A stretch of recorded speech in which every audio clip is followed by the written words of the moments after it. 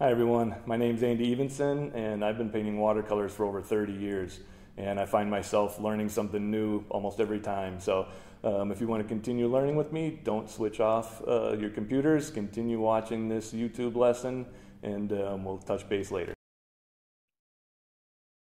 Is this kind of, I already blocked this in as I've got my pencil drawing on there and I put the first wash on top of here. That first unifying wash, once you stop thinking about separations and trying to find a way to unify your paintings and understanding that if something is darker, you paint right through it. This first wash becomes much easier, all right? You're not worried about just painting the sky and stopping where it hits the buildings, okay? I can wet my paper and just cover everything with that nice unifying kind of a warm gray glow all over the whole painting. Okay, so I'm just gonna try and replicate this shape using some of these colors and show you the difference in how I can simplify things. I'm gonna start over here with these buildings. On the left, I can leave a little bit of the chimney pots behind. I can leave a little light window or two behind in a spot if I feel like it, but I don't have to contend with too many of them. The viewer is going to know that there are windows back there. Okay, and I'm just going to change the color on my brush a little bit into a more reddish kind of a building here. And I'm going to touch that bead and paint around it. I'm painting around my little canopies and umbrellas that are in the background there. Trying to simplify shapes as best as I can.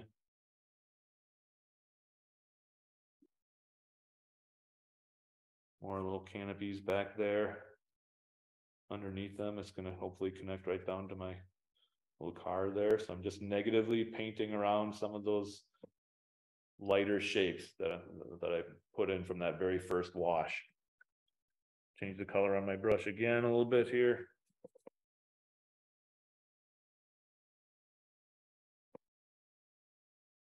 Keeping everything nice and wet. Look at that, the bottom of that shape that I'm painting, all that paint and water that's left behind there. That's important.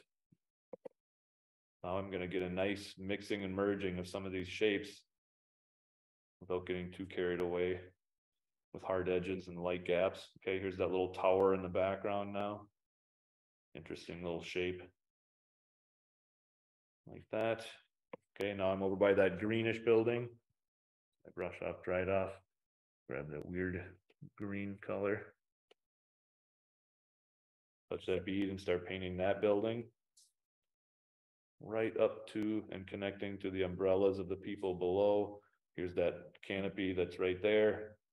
I'm painting around, trying to paint this shape, only now changing the color on my brush once in a while. That's it.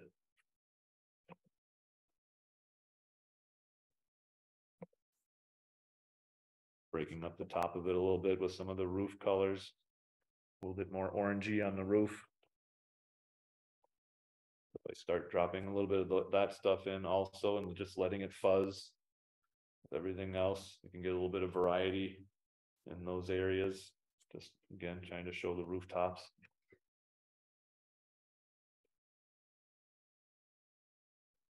Back to more of a grid. I keep looking over here and then back to my reference photograph. Simplify, simplify, simplify as much as I can. Over to another taller kind of a cathedral here. Just a big shape is all. Right down, that's going to connect down to my umbrellas. I'm trying to leave a nice good bead there so that I'm going to start connecting the lower plane here with what's happening up above. All right, now I've got a little bit of that light building that I put that pale wash on from before. I can connect that right to all this stuff. Again, I'm going to leave a little bit of my previous wash behind. Some of those lights. There's those columns, those pillars, just a few of them. There's that big shape, leaving a little bit of a highlight behind. Not really painting buildings, right? Just kind of painting the silhouette of those buildings on my paper here. The contour of them, let them go right up and off the paper. Zoom out just a little bit more here. You know, when my students achieve success, it brings me a lot of joy. I've spent the past several years creating my online courses to help people get over the stumbling blocks that are involved with watercolor painting, and there are many. One of my courses in particular stands out, the Art of Watercolor. It's become a bestseller and inspired hundreds of students around the world. And so you can register now using the free link below the video, and be prepared to learn a lot of wonderful techniques that cover all aspects of watercolor painting. All right, so comparing this shape to that shape, very similar up to this point. I'm going to continue and kind of paint that whole building right down. The trees are going to be darker later, so I'm going to put that on top of this, but any gaps that I have between those trees, I don't want white paper. I want to see that building through it, so I'm washing right through this. Again, if you were just going to be painting this without coming up with your plan of attack, the tendency is to just, you know, not think about those kind of things. What's going to be left behind later when I leave that shape? So now, through the use of the value study, I'm thinking more in terms of values and ways to make things harmonious. Here's the little bottom of that umbrella. The whole umbrella isn't in light. It's got a light top left side, and then it's more middle value on the other side. So now it's just connected into my building shape, right into my figures down here. Paint around that little guy standing there on the sidewalk. So now I'm going to connect down to these little shapes down below, the umbrellas, the figures, the people, keeping it nice and simple. That's what I was talking about before. A lot of times that students start to figure out ways to keep things really nice and clean and simple through the value studies, but then when they go to color, they almost treat it in a completely different manner. I have to try and convince them, why are you painting it so differently just because you're going to color? Treat it the same way. Big value shapes here. All right, I keep looking at my value study to make sure I'm keeping things similar, nice and loose. Got that lady there. Wanted that image to be down there. Okay, nice big connected abstract shapes. That's all I'm painting. That negatively painting around my car back here, finding a way to connect that car down to the street a little bit, maybe with reflections and shadows. More people's legs. All right, before I lose my bead over there, I want to start connecting the shadow side of the road, just like I did on my value study. Same shape. Now I want to connect that blue vehicle to this, but it's a middle value, kind of a deeper blue. So I'm going to get that color on my brush, paint into there, paint around my headlights, which are much brighter, obviously.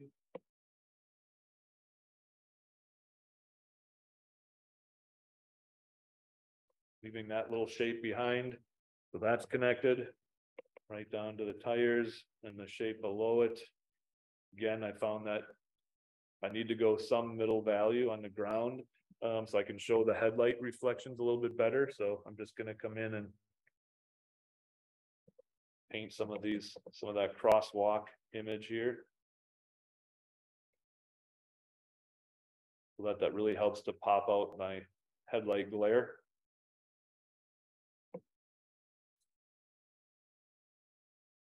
And that's where the people are crossing the road there, that crosswalk. So it was important for me to show that.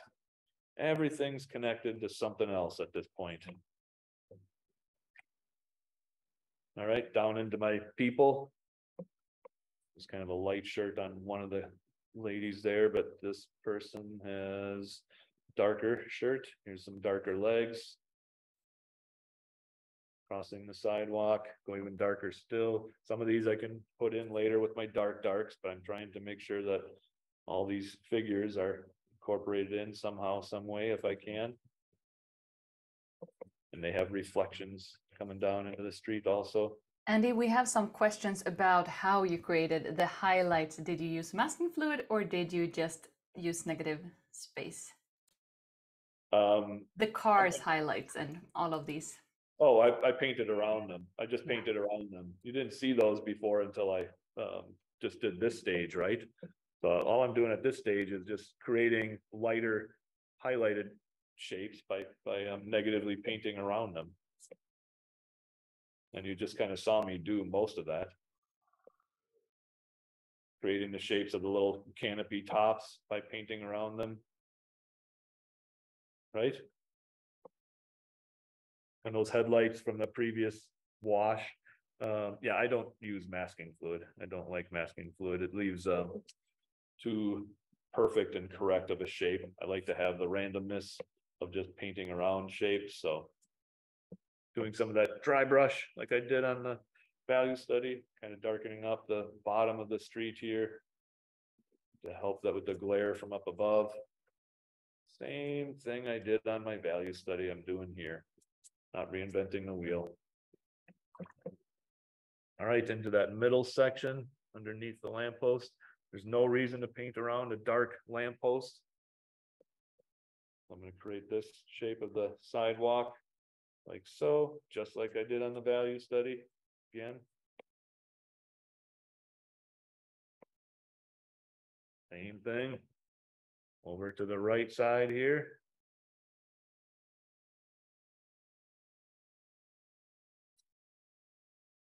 But it is important for me to I can't stress that enough. The reason I paint my value studies is because I practice. It gives me a chance to practice creating the headlights and the canopies and the umbrella lights and some of the architectural shapes.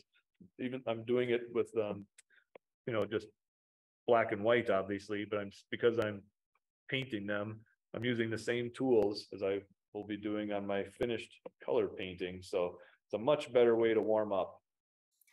And make sure my figures are starting to reflect a little bit, paint right through. These two ladies are both much darker than what's behind them. No reason to paint around them. That's one of the biggest areas where students trip up, is now they're seeing these figures. And obviously we all know figures are very important in the grand scheme of things in your paintings. So we just start painting around them to leave this big empty shape that they're going to fill in later. It's important to make sure your figures are connected. That's going back to the program when we deal with not only figures but with animals also, through using good values, making sure that they're all connected. All right, now I'm going to go into some of these gals under this other umbrella shape here, just with their shirts. A little bit of a blue shirt there also, like so. They're just connecting, they're all touching each other. All right, and then last but not least, some of their jeans and stuff here. Darker pants again. That umbrella was right about there. Heads, here's their jeans, their darker pants. And I can put some of these in again later on, but I'm just gonna put my dark shapes, but I'm gonna go ahead and start putting some of their jeans in now so that they fuzz and connect a little bit better with everything else that's going on here.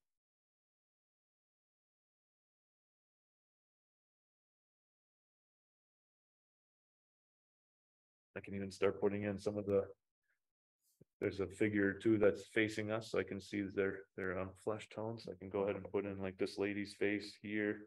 We have a question from Linda. Do you lose your drawing line when you paint? Sometimes, but I usually draw dark enough that it's not too big of an issue.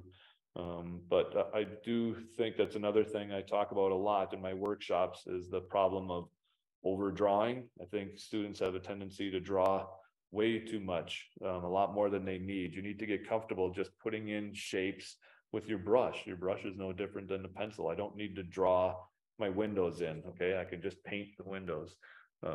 So students have a tendency, like I said, to just kind of draw everything that they need on their scene, and it becomes kind of a coloring book that way when you've got way too many shapes that you're painting around. And that increases the likelihood of separating objects. The more pencil marks you have on your page, those are little stop signs on your painting, every pencil mark. So you've got to overcome that tendency to overdraw. Giving the shadow side of her scarf there. And I'll just, again, to make sure that they're starting to merge, I'll just kind of start putting a little bit of her in here as well. And this guy pants, even though they're going to be darker. Okay, so the difference between that and that. All right, no separations, connections. And what that allows you to do is, yes, there are multiple little areas of interest in this scene. Obviously, the two ladies, you know, front and center with their umbrella, but this little active group stepping out into the crosswalk, the taxi cab with the glare of the headlights, the interesting architecture in the background, it's all part of the scene. It's all part of what attracted me to this subject. So there's no focal point, okay? But there are little areas of interest that I can start to create through my darks later on. I can pop the dark on the taxi cab. I can darken up some of that interesting little group of figures. I can darken up my main figures here. I can pop their umbrella by putting dark trees above the umbrella shape. So I'll use my darks with even the lampposts. I'll use my darks to start to refine those little areas of interest where I want the viewer to go. But this initial block in through my middle values and in terms of just kind of separating things out of light and mid, that's really important. That establishes my composition.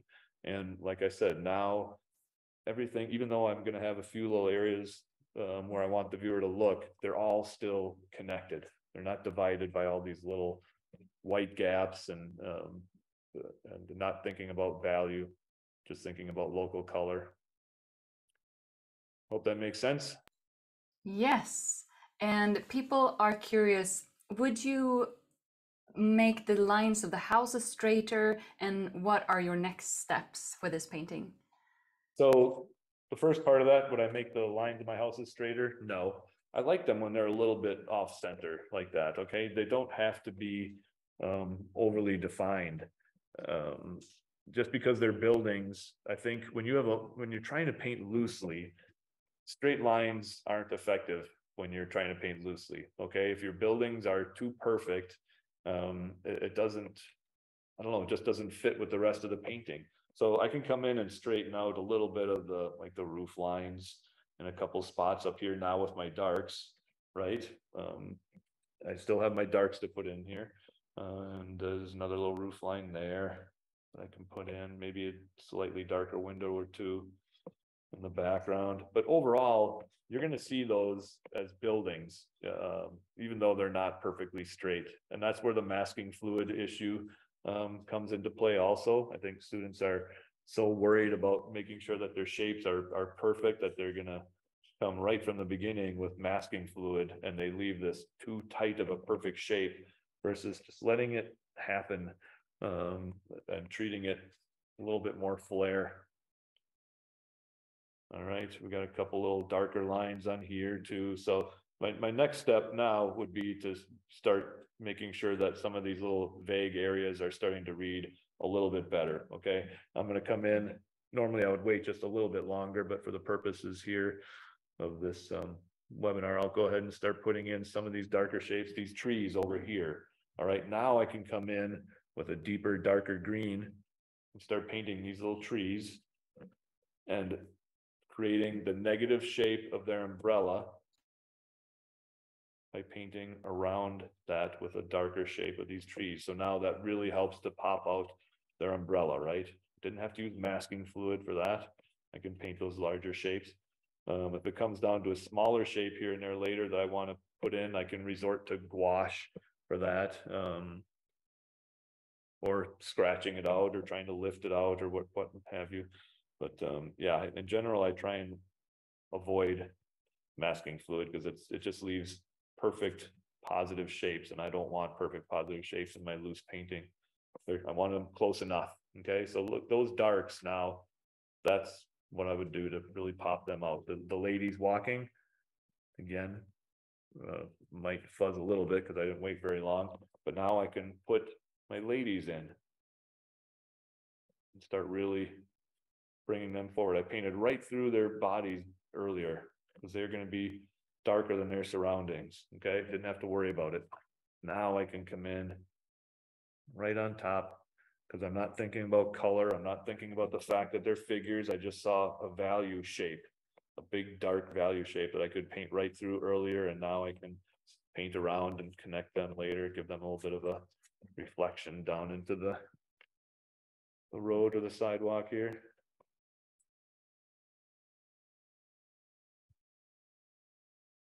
Make it look like it's wet. So now I've got that figure on.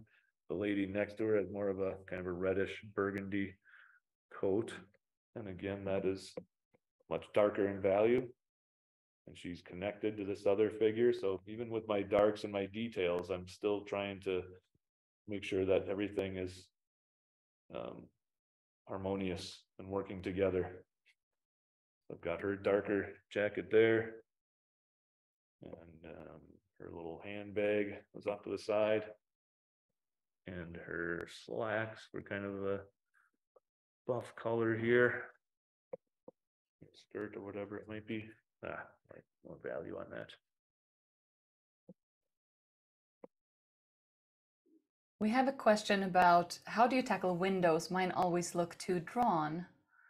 Yeah, so dry brushing your windows is a very good idea. When I have them on,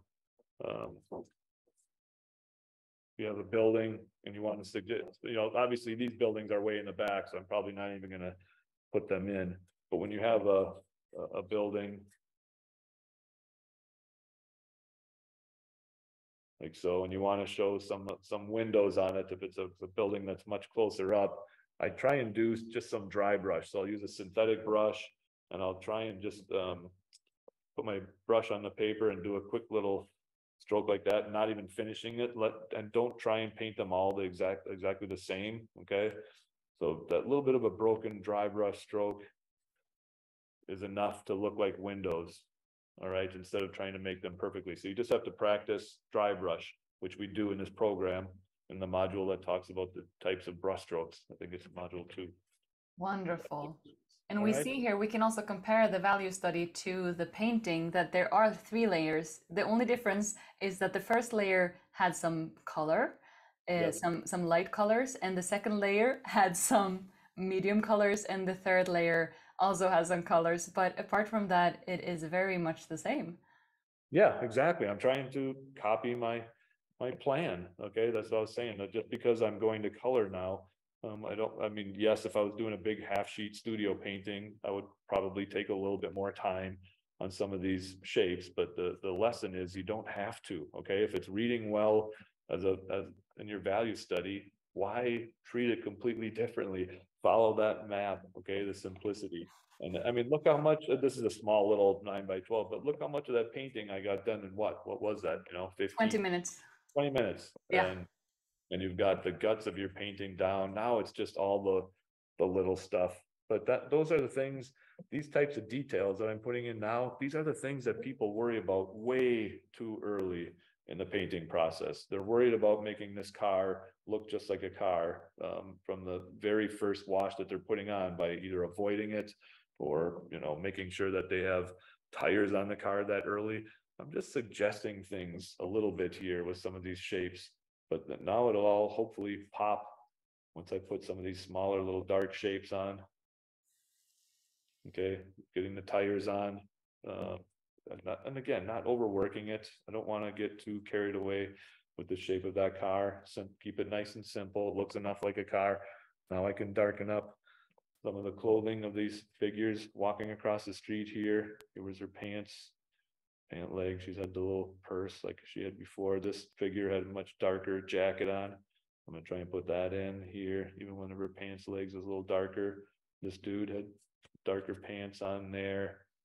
Okay, maybe a little bit of a burnt sienna touch or two for some skin tone. But overall, just those little indications of form that I'm putting in here to make it look sort of like people. What else are they going to be? The viewer is going to see this from a distance and kind of figure that these are some figures trying to walk across the street at that sidewalk. When you look at them that closely, they probably don't look like people. But when I zoom out, they'll look plenty like figures in the long run. And this person gives her an arm. Okay, so when I zoom out now, and in the context of the scene, you're going to see little figures walking across that crosswalk there without getting too carried away with things. All right, so the importance of just thinking about shapes and values, it all comes into play throughout the whole process. But like I said before, what we're going to cover in this program it's really difficult to put it all together. Okay, get a good sky in, get a good looking vehicle in, make your figures convincing, painting the trees so that they look loose and random, you know, all these little separate things that you have to put together in one whole painting. And unfortunately, that's what most people do. The only time they practice, they're doing an entire painting. And there's all these little individual things that you have to try and make sure are convincing, and then put it all together into, you know, one big harmonious shape. That's really, really difficult to do.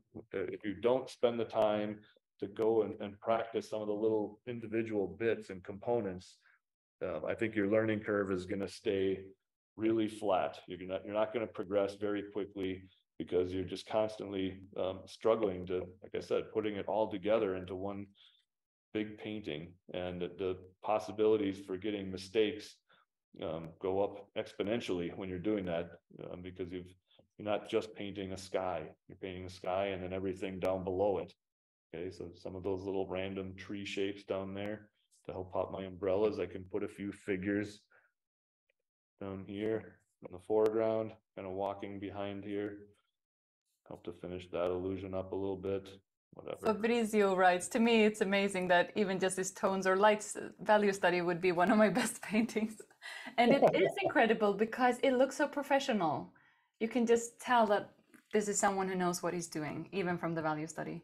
Well, and again, thank you. But again, I've been doing it for a long time, and teaching this kind of an approach for a long time also. But it wasn't easy for me. I kind of came up with this value study process through all the courses that I taught, as a way to help students simplify things down. Because again, I was just trying to paint fast and thinking that meant I was going to have a loose painting, when in reality, it's so important to have that logical approach too, and not just go into it haphazard, and then it'll be loose but convincing at the same time. And I think that we are ready to...